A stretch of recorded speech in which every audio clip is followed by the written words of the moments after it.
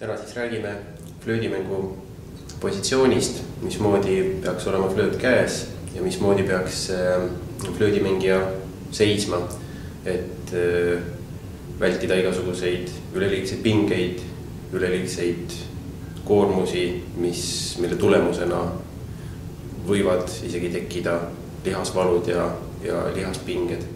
Flöötist peaks alustama sellest, et korraliku hingamise ja korraliku mängupositsiooni saavutamiseks tuleb tähelepanu kõigepealt pöörata jalgadele ja just nimelt jalgade asendile, mismoodi me seisame. Et flööt on selline pill, mis läheb balansist välja.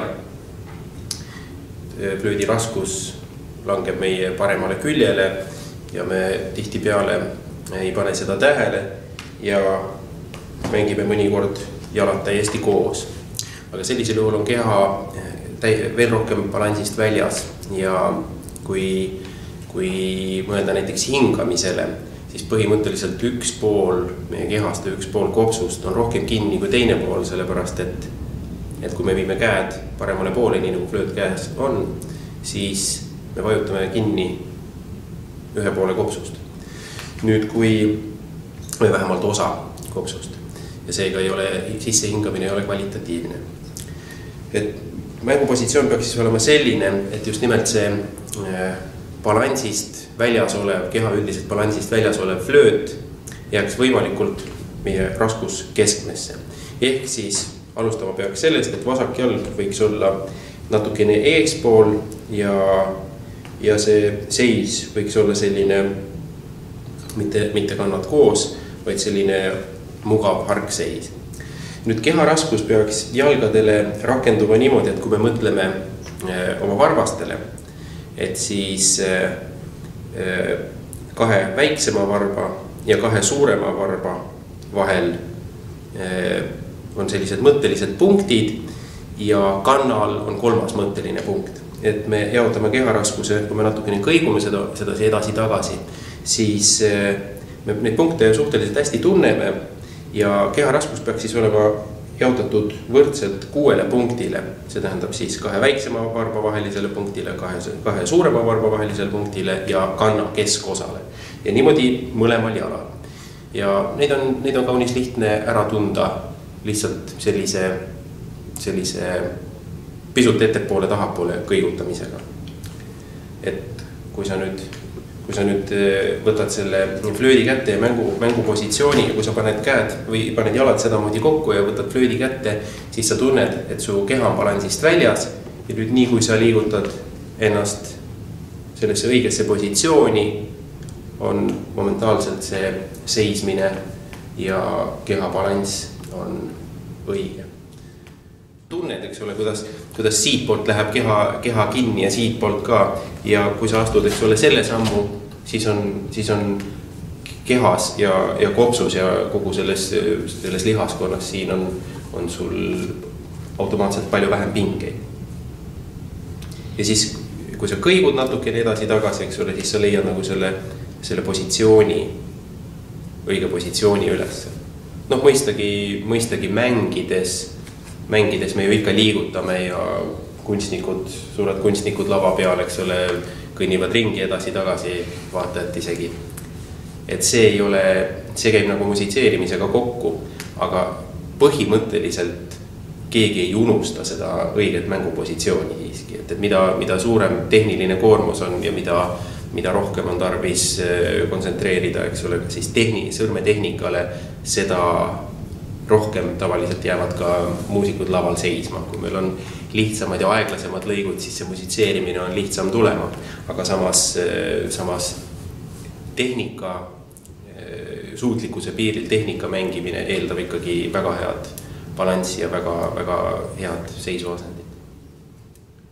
Nii, edasi, kui meil on normaalne jalgade asend leitud, et siis tuleb mööda keha ülespoole ja järgmine valupunkt tavaliselt flöödimängijatel on õlad. Et tihtipeale me kohtame sellist kramplikku üks või teine õlg üleval mängu ja see varem või hiljem viib ka kaasa või toob endaga kaasa niisugused tarbetud pinged ja halvemal juhul ka lihase valu või mõne närvivalu. Nüüd õlgade asend, tegelikult õige õlgade asend on väga lihtne võtta. Selleks me lihtsalt, kas flööt käes või ilma flöödita, tõstame korraks õlad ülesse, nii palju kui saab. Pingutame selles nii-öelda halvas ja hästi pingelises asendis. Ja siis laseme õlad alla. Ja nad kukuvad ise täpselt õigele positsioonile. Ja kui see lihaspinge, mida me enne oleme meelega hoidnud, see lõtvub ja õlad on automaatselt täiesti õiges asendis, pingevabas asendis. Ja nüüd, kui me tõstame flöödi üles, siis üritame jätta need õlad täpselt sellesse samasse asendisse ja tõsta flööt ülesse ja mitte hakata ei siis lõuaga otsima seda huulikut, vaid ainult käed toovad selle flöödi meile siia ülesse.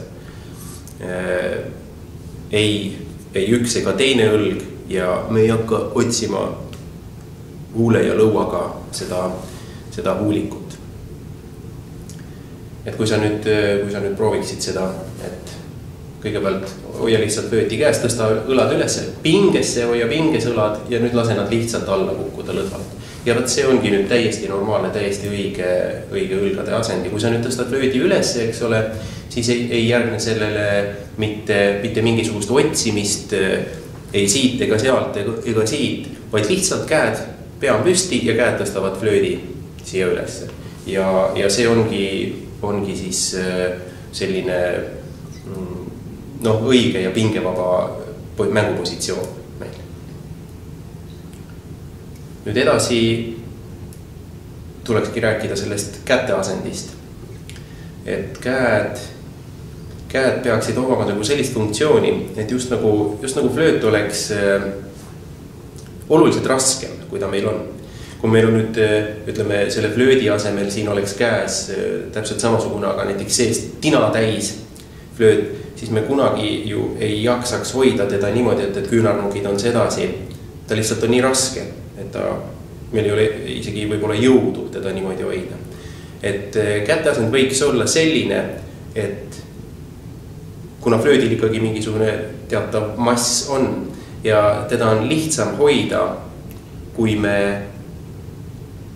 üritame kätega võimalikult ökonoomselt seda gravitatsioonist tulenevat massi hoida ökonoomselt. Niimoodi, et küünarnukid ei oleks laiali, sellepärast, et siis varem või hiljem käed väsivad ära, vaid just täpselt sedamoodi küünarnukid natukene kehast eemal, suurepäraselt on sul praegu need küünarnukid ja sa pead kujutama ette, et see flööt kaaluks just nagu rohkem. Ja siis tuleb automaatselt õige asjad. Kui sa nüüd tõstad küünarnukid üles niimoodi ja ma seda flööti vajutan, siis on mul seda märksa lihtsam teha. Aga kui sa hoiad altpoolt nagu küünarvarras altpoolt nagu seda flöödi raskust toetamas, siis on see vajutamine ka minul suhteliselt keerulisem. Mis tähendab siis seda, et küünarnukke ei maksa väga palju üles ajada, aga samas kehast, sellisest normaalse nurgal kehast eemal võiksid nad siiski olla. Sest et kui me vajutame küünarnukid vastu keha, siis on jällegi üleliigsed pinged siin ja ka hingamine on takistatud. Nii et selline mõnus avarustunne peaks jääma siia keha ümber, aga see on juba selgelt üle paisutatud. Siis tekivad ka juba randmetele tekivad sellised halvad nurgad, mis omakorda tehnilisi saavutusi pärsivad.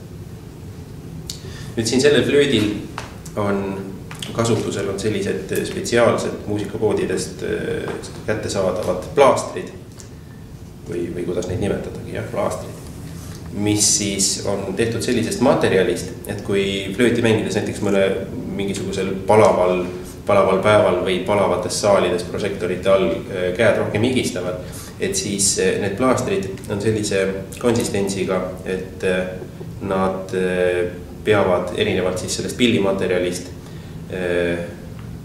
siis higistamisest tulenevat libedust nad väldivad.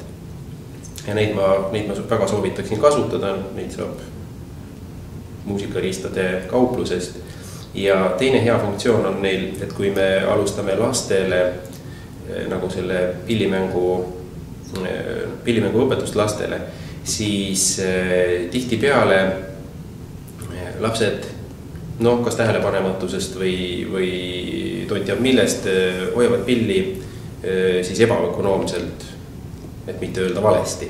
Ja need plaastrid on väga head niisugused suunavad märguandjad, et kui nad kleepida õigele kohale, siis ehk siis vasaku käe plaaster täpselt sellele kohale siin, mis peab flööti toetama, ja parema käe plaaster siis täpselt sellele kohale, kus peab pöial pilli all käima. Et siis see lastel tihtipeale äratab nagu seda tähelepanu, et kui nad tunnevad, et mu käed ei ole täpselt nende plaastrite koha peal või need toetuspunktid, millega me pilli üleval hoiame. Flöödi toetuspunktid on siis vasakul käel on siin üks luu ja nimetissõrme külg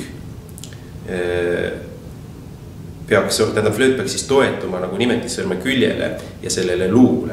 Ja see on siis nüüd täpselt selle plaastriga tähistatud siin selle koha peal. Ja parema käe toetuspunkt on siis eelkõige pöial, mis, kui me nüüd seda flööti hoiame käes, siis põhimõtteliselt nagu moodustub meil füüsikaliselt moodustub 3 vektorit. Üks vektor on see, mis tuleb sellest jõust, mida lõug toetab, ja see vektor on sedapidi suunas, siis nüüd vasaku käe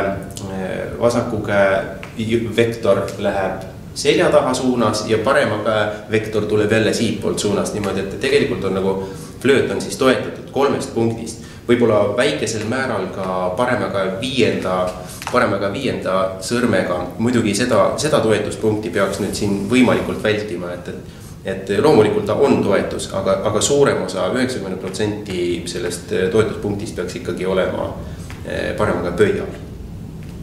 Sellepärast, et kui me väga suure jõu vajutame siia sellele 5. sõrmele, siis esiteks ta hakkab ka tehnikat pärssima ja teiseks ta tihtipeale viib 5. sõrme asendi selliseks ebaökonoomseks ja ka see hakkab tehnikat pärssima. Nii et siis 3 punkti. Nimetissõrme külg, lõug ja pöial.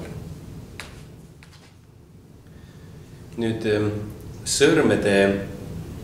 flöödimängu sõrmetehnika ja sõrmede asendi üks enim levinuid vigasid on see, et just nimelt, kui me siin enne rääkisime nendest toetuspunktidest, siis väga sageli õpilased üritavad leida omaloominguliselt veel ühe toetuspunkti, mis on siis see koht ja see koht, selle nimetissõrme alumine lüli toetatakse siia vastu võlle. Mis siis tähendab seda, et kui on selle sõrmega vaja mängida, siis see sõrm on kas niimoodi või eelneb sellele üks tarbetu liigutus, see sõrm eemaldatakse siit võllist ja siis ta alles alustab oma tööd. Mis tähendab ka seda, et alguses, kui ei ole vaja nii kiireid noote mängida, siis ta veel toimib nagu selline üleliigne liigutus, aga pärast siis, kui on juba lood lähevad raskemaks ja tehniliselt nõudlikumaks, siis maksab see väga valusalt kätte, see vale toetuspunkt ja selle sisseharjunud vale liigutus. Et me ei saa kunagi seda flöödimängu tehnikat niisuguseks kiireks ja voolavaks. Et siis oluline on nagu silmas pidada, et juba maast madalast oleks või peaks vältima nagu seda üleliigset toetuspunkti, mis jääb siis paremaga nimetissõrme esimese lüli ja flöödi võllide vahel. Ja see ongi tavaliselt just nimelt sellest, et see pöidla asend kipub olema vale, et kas pöial tuleb kuskile siia niimoodi pilli alt välja või ta jääb ühele või teisele poole niimoodi kõveralt. Et selle paremaga pöidla õige funktsioon ja õige asend on tegelikult üks põhilisi hilisema nõudliku tehnika võtmeprobleeme ja võtmeküsimusi. Ja kui nüüd rääkida veel sellest, et meil on olemas nagu kahte võimalikku süsteemi pille ehituslikust seisukohast, siis osad, millel on sellised augud klappidel ja osad, mis on siis täisklappidega umbes nagu need. Et mina julgin küll soovitada maast madalast lastele kohe kindlasti aukudega, klappidega flööte, sellepärast, et see distsiplineerib omakorda sõrmi. Et siis ei ole lastel võimalikki selliseid valesid käeasendeid nagu näiteks, et kui sõrmed on teinekord nagu sedamoodi üle klapi ääre rippu või siis mõnel puhul ka niimoodi, et vajutatakse ainult selle klapi tagumist osa ja sõrmed on siis reeglina niimoodi hästi ülevalt poolt alla tulevad ja kumerad. Et augud distsiplineerivad korralikku käehoidu juba maast madalast ja veel kord rõhutan, et korralik sõrmede asend ja korralik käehoid on võtmesõnaks siis juba nõudlikele tehnilistele lugudele. Üks asi, mida me ka üsna sageli kohtame, on liiga kõrgele liikuvad sõrmed. Et kui õpilased mängivad näiteks vasaku käe võtetega, siis kas alates G-st kuni C-ni, et siis parema käe sõrmed tihtipeale on hästi kõrgel niimoodi püsti. No see on jällegi, igaüks saab kohe aru, et see liikumine siis sealt ülevalt kuni klapini võtab palju aega ja nõudlike tehniliste lugude korral põhimõtteliselt siis muudab ta jällegi seda tehnika voolavust ebaühtlaseks. Nii et siis selle eelneva jutu kinnituseks proovime mängida ühe harjutuse. See on Tafanel Gobari siis kogutud ja kirjutatud tehnika, suured tehnikaharjutused on selle raadi nimi. Ja me võtame siit kohe esimese harjutuse ja püüame siis jälgida seda sõrmede asendit ja kommenteerida, kui on midagi kommenteerida.